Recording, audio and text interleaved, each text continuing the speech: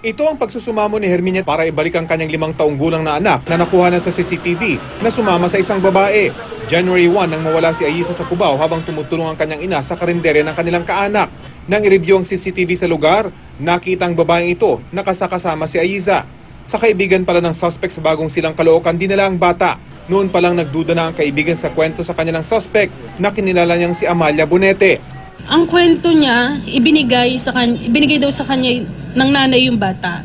Ang inisyal na duda, napatunayan nila nang mapanood sa GMA News ang balita tungkol sa pagkawalan ni Aiza at ang pakiusap ng kanyang ina. Dito na nagsumbong ang asawa ni Mary Grace sa kanilang kapitbahay na pulis. Nung sinabi sa akin ni Kuya na yung suspect nandun daw sa loob ng bahay nila, agad-agad po na tumawag ako dun sa opisina po namin. Nabawi ng Caloocan Police si Aiza. Maraming salamat po. Sa presinto, paliwanag ng suspect na tumaging humarap sa kamera. Kusa raw sumama sa kanya ang bata at sumakay sa bus na kanyang sinakyan. Hindi raw niya kinidnap si Aiza. Ay, sumunod po sa akin yung bata. Galing ko rin yung bata doon.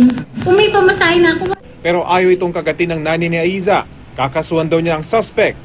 May paalala naman siya sa mga kapwa-ina.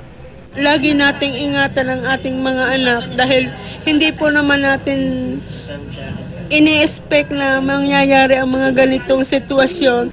Posibleng sampahan ng kasong inducing a minor to abandon his home ang suspect. Para sa unang balita, Rafi Tima reporting.